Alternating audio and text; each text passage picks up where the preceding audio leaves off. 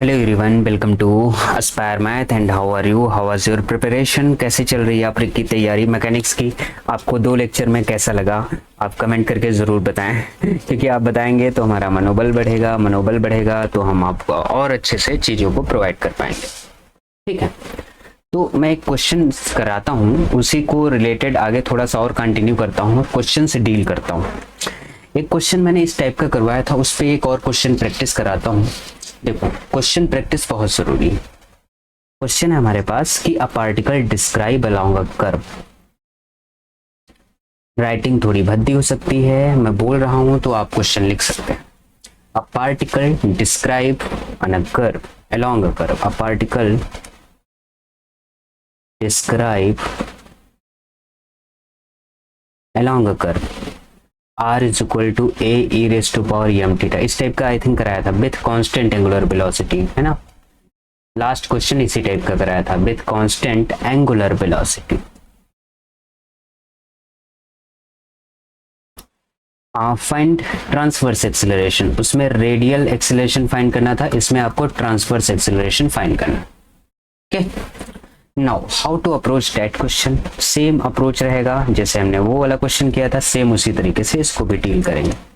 इसका सोल्यूशन करने के लिए क्या करना है, जैसे हमको एक कर्व दिया r is equal to a m theta, तो हम यहाँ से क्या करेंगे, रेडियल हमारे पास एंगुलर वेलोसिटी कांस्टेंट दी है तो इसको हम लेमडा लेट कर लेंगे।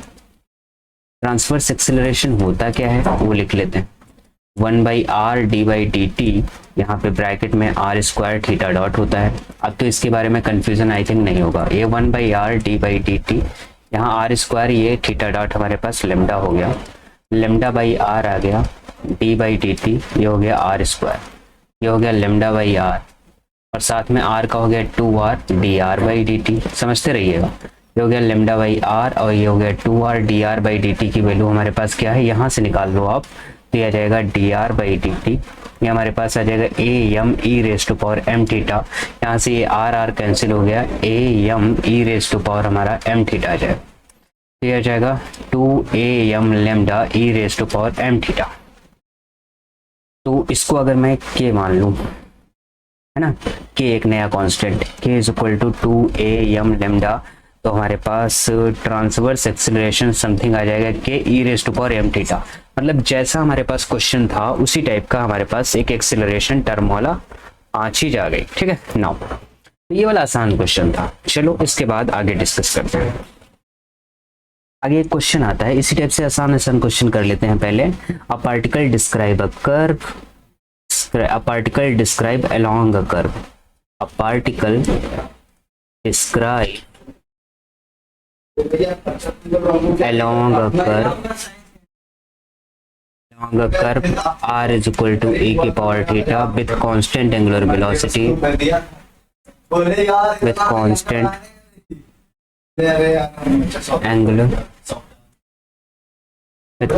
angular velocity, find radial acceleration,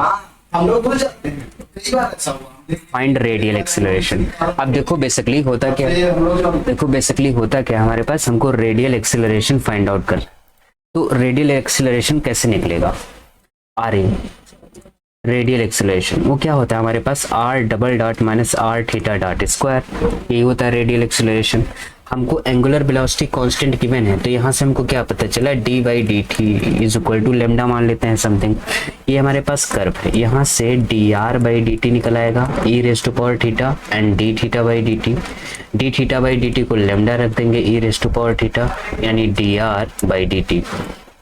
again जब करोगे तो d2r/dt स्क्वायर हमारे पास lambda E raise to power theta, again D theta by D T, तो ये हमारे पास आ जाएगा lambda square E raise to power theta, क्योंकि इसकी वैल्यू हमने फिर से क्या रख दी, लेमडा रख दी, तो इसकी वैल्यू आ गई lambda square E raise to power theta minus R D theta, ये आ जाएगा लेमडा स्क्वायर। आर की वैल्यू तो हमारे पास lambda square E theta R ही तो है, ई थीटा हमारे पास यहाँ से आर ही तो है, माइनस आर लेमडा स्क्वायर, तो यहाँ से रेडियल एक्सेलरेशन हमारे पास क्या हो गया, 0। आई थिंक इस टाइप का क्वेश्चन भी हम लोगों ने डिस्कस किया है। एक थोड़ा और अलग टाइप का क्वेश्चन कर लेते हैं, क्वेश्चन ही तो करना है, इसी टाइप के क्वेश्चन पूछे जाएंगे। देखिए क्वेश्चन है, the coordinates of a moving point, the coordinates of a moving point, the coordinates of a moving point at a time t, at a time t are given by वो क्या हमारे पास x is equal to a 2t plus sine of 2t and y is equal to a 1 minus cos of 2t। ये दो question हमको given है। हाँ मतलब x और y, prove that it's acceleration is constant, pt it's acceleration is constant. हमको ये बताना है कि इसका एक्सीलरेशन कांस्टेंट होगा, जबकि मूविंग पॉइंट जो कर्व है उसके हमारे पास क्या गिवन है, कोऑर्डिनेट्स गिवन है। तो एक्सीलरेशन कांस्टेंट होने का मतलब क्या होता है कि रिजल्टेंट एक्सीलरेशन हमारे पास आता है under the root d2x by dt square का whole square plus d2y by dt square का स्क्वायर, यही होता है। अगर मैं इसको कांस्टेंट दिखा दूं तो हमारा एक्सीलरेशन कांस्टेंट हो जाएगा। देखो यहाँ से dx बाई dt अगर हम निकालें तो हमारे पास क्या जाएगा, a2 साइन का हो जाएगा cos 2t और साथ में 2 हो जाएगा। Again d2x by dt square यहाँ से निकालेंगे तो 0 प्लस कॉस का हो जाएगा माइनस का साइन 2t, फिर अगेन 2 इंटू 2 आ जाएगा। तो इसको हम लिख सकते हैं माइनस का 4a साइन 2t। अगेन जैसे dy बाई आप dt करोगे ना यहाँ से तो आएगा a1 का हो जाएगा 0, कॉस का हो जाएगा माइनस का साइन 2t और साथ में 2। Again d2y by dt square करोगे तो हमारे पास आ जाएगा 4a cos 2t।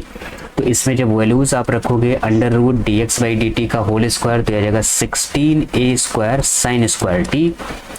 यहाँ से भी 16a स्क्वायर कॉमन आ जाएगा तो ब्रैकेट में cos स्क्वायर 2t और साथ में ये भी 2t। तो ये वाला टर्म 16 वाला बाहर आ जाएगा 4a और ये 0 हो जाएगा। देखो कांस्टेंट आ गया, रिजल्टेंट एक्सीलरेशन ra मेरे पास आ गया 4a और 4a हमारे पास क्या है, कांस्टेंट। यही हमसे पूछ रहा था कि आपको प्रूफ करना है जो कोऑर्डिनेट मूव कर रहे हैं किसी पॉइंट के अलोंग तो हमारे पास कांस्टेंट टर्म देगा। क्लियर और नॉट। दूसरी बात है,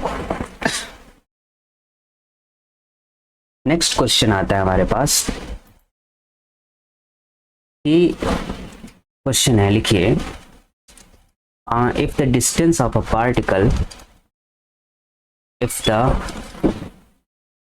distance of a particle is proportional to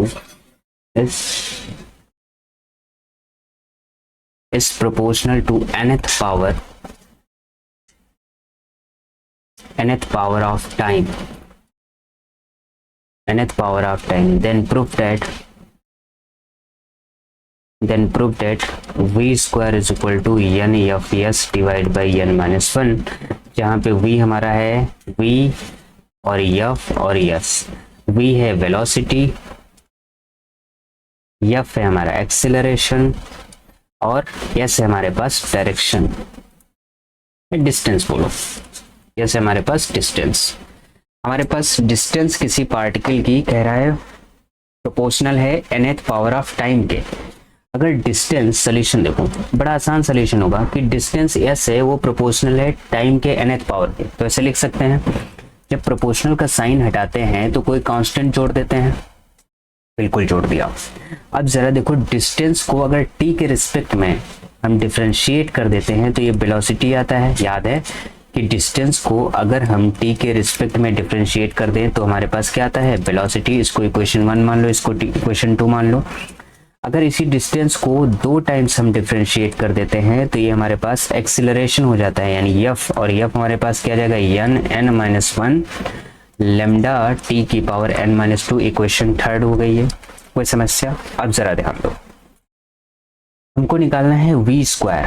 तो यहाँ से अगर हम v स्क्वायर निकालें तो हमारे पास आएगा लैम्डा स्क्वायर n स्क्वायर और t की पावर n-1 का होल स्क्वायर। तो बेसिकली आएगा lambda square n square t की पावर 2n-2। ओके, हमको लाना है v स्क्वायर nfs। n क्या है हमारे पास, कोई नंबर है। तो देखो इसको हम तोड़ते हैं, n तोड़ लिया, f हमारे पास क्या है, n-1। एक n हमने यहाँ ले लिया, n-1 ले लिया और साथ में क्या है, लेमडा है, एक लेमडा यहाँ पे ले लिया, t की पावर n-2 है। ये f का काम कर दिया। अब देखो इस वाली टर्म में n-1 है नहीं तो इसको n-1 से डिवाइड कर दो तो कोई समस्या ना होगी। ठीक है, n हमारा कंप्लीट हो गया, ये वाला आ गया n। यहाँ पे ये वाला एक लेमडा यहाँ पे आ गया और टी की पावर n माइनस 2 यहाँ पे आ गया। मतलब अगर एक n इसमें हम ऐड कर दें तो काम हो जाएगा, यानी टी की पावर n हमारे पास बाहर बचा हुआ है, यहाँ से लेमडा भी बचा हुआ है, इतना काम बचा हुआ है। लेमडा टी की पावर n हमारे पास क्या है, डिस्टेंस यस, ये हमारे पास यस आ गया, तो मैं लिख सकता हूँ ना।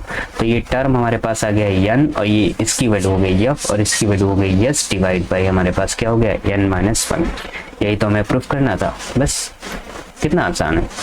v square is equal to n f s divide by n minus 1 हो गया।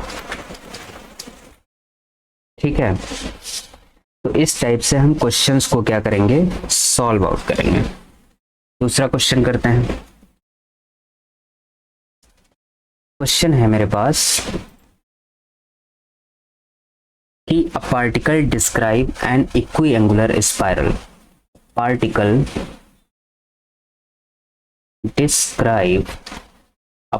describe an equiangular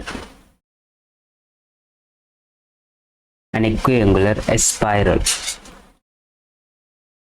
r is equal to a e raised to power theta with constant angular velocity,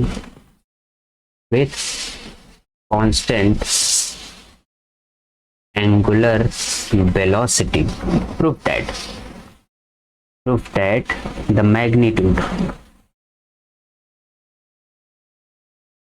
the magnitude of radial and transverse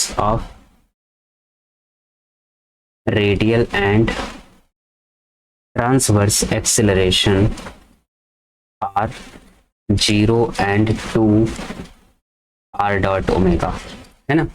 अगर कोई particle describe हो रहा है इक्विएंगुलर spiral, इक्विएंगुलर spiral होता क्या है, वो कुछ नहीं, ये इस वाले कर्व का नाम है, ये वाला जो कर्व है इसका नाम इक्विएंगुलर स्पाइरल है।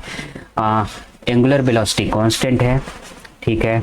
एंगुलर वेलोसिटी कांस्टेंट होने का मतलब है जैसे आर हमको दिया गया है curve a E raise to power theta और साथ में ये गिवन है D theta by t t, हमको कुछ डब्लू मान लेते हैं क्योंकि यहाँ डब्लू आ रहा है, डब्लू कांस्टेंट, ठीक है। तो अगर हम यहाँ से D are by D T निकालें तो आएगा A E raise to power theta D theta by D T, तो ये हमारे पास आ जाएगा A omega E raise to power theta D theta by D T की वैल्यू यहाँ पे रख दी। जी two are by D T square निकालें तो ये omega E raise to power theta D theta by D T, और ठीक है D theta by D T की वैल्यू ओमेगा स्क्वायर आ जाएगा E raise to power theta D two are by D T आ गया। अब कह रहा है the magnitude of radial and transverse acceleration, ये इतना होगा। तो रेडियल एक्सेलरेशन होता क्या है पहले उसके बारे में तो आइडिया होना चाहिए। आइडिया हमारे पास है R double dot minus are theta dot square होता है। आर डबल डॉट मेरा निकला है A omega square E raise to power theta minus are theta dot की वैल्यू हमारे पास कितनी है ओमेगा स्क्वायर। अब देखो ये इसको मिला के ए की पावर थीटा हमारे पास आर ही तो आ जाएगा, r omega square minus r omega square zero हो गया।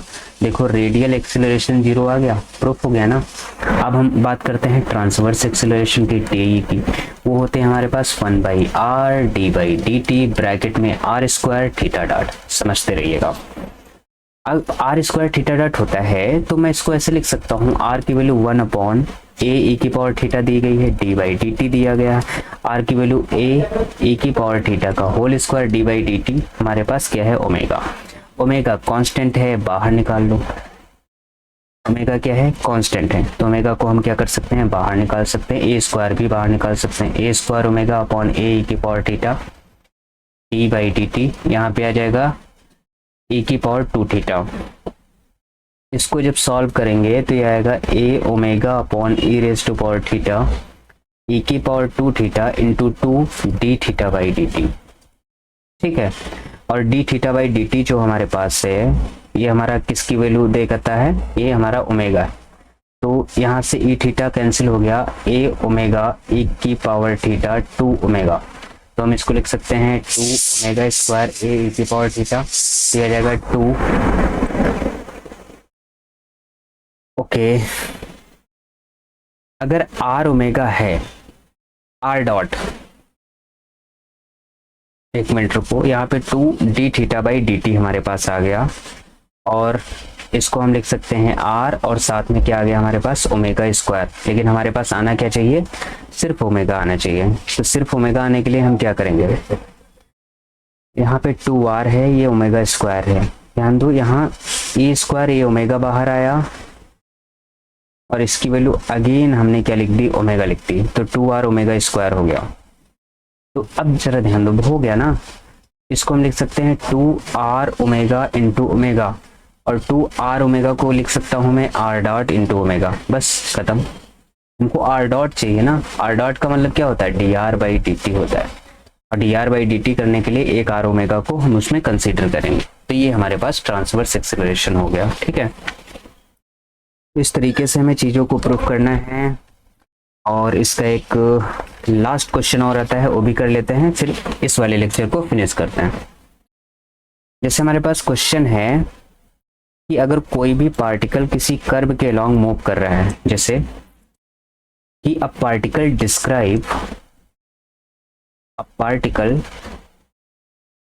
Describe N equi angular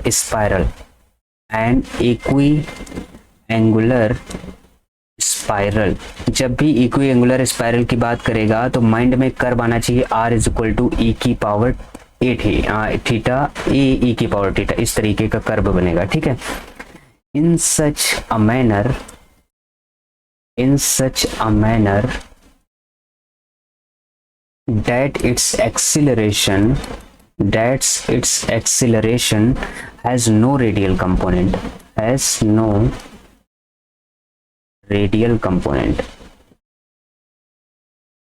prove that its angular velocity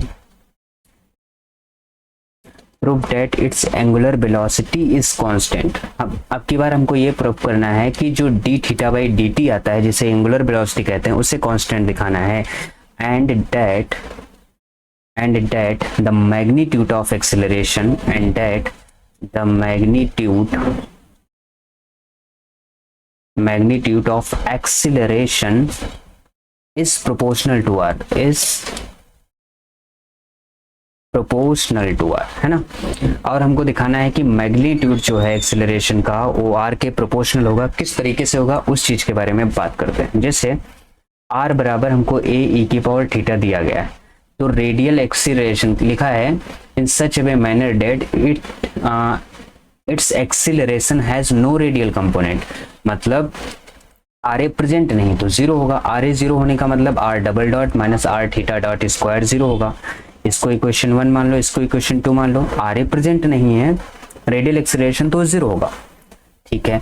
यहाँ से हमारा D R by D T तो निकल ही आएगा, ए ई की power theta D R by D T, sorry D theta by D T. और हमको प्रूफ करना है कि एंगुलर वेलोसिटी कांस्टेंट होता है, ठीक है, कर देंगे। ए ई की पावर थीटा को आर लिख सकते हैं, d theta by D t लिख सकते हैं, ओके। अगेन हम इसको अगर d two are by D T square करें तो यह आ जाएगा r D two theta by D T square plus d theta by D t into d are by D T.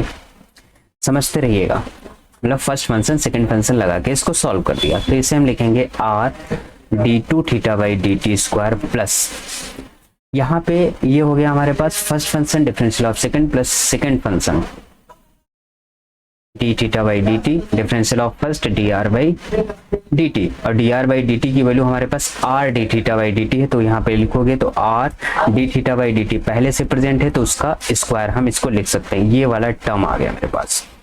अब जरा ध्यान दो, इस टर्म को यहाँ पे रखो, यहाँ पे जब रखेंगे तो R D two theta by D T square plus r D theta by D t का होल स्क्वायर माइनस आर, ये हमको डी थीटा डॉट का मतलब d theta by D t का होल स्क्वायर ही दिया है। ये और ये टर्म कैंसिल हो जाएगा, तो यहाँ से क्या आ गया, यहाँ से आ जाएगा हमारे पास D two theta by D T square. R zero में चला जाएगा, जीरो आ जाएगा।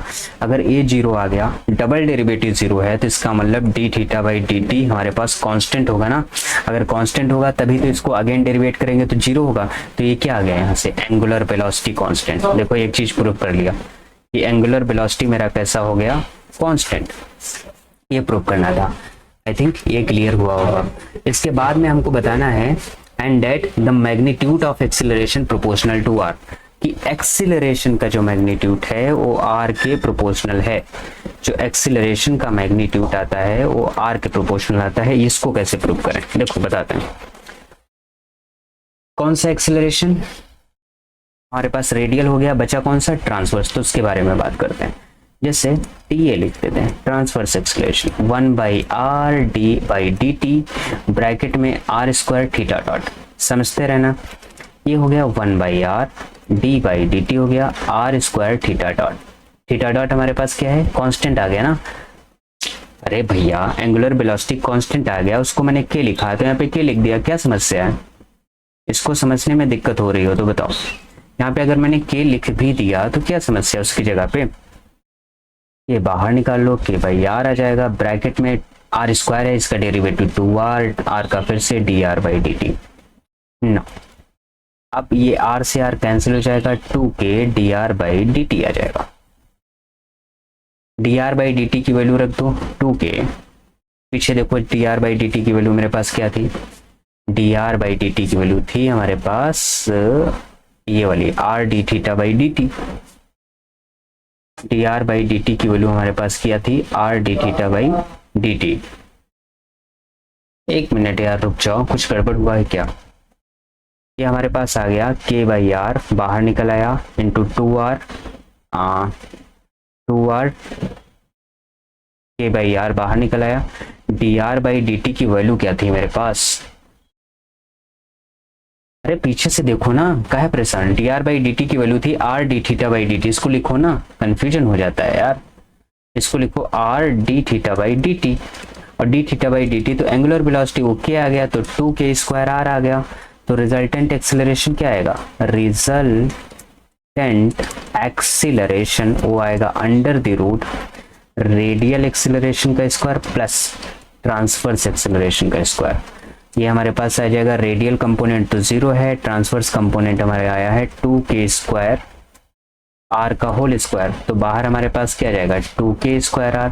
तो यहाँ से जो रिजल्टेंट एक्सीलरेशन है ना, रिजल्टेंट एक्सीलरेशन वो प्रोपोर्शनल हो गया ना r के। यही तो हमको प्रूव करना था।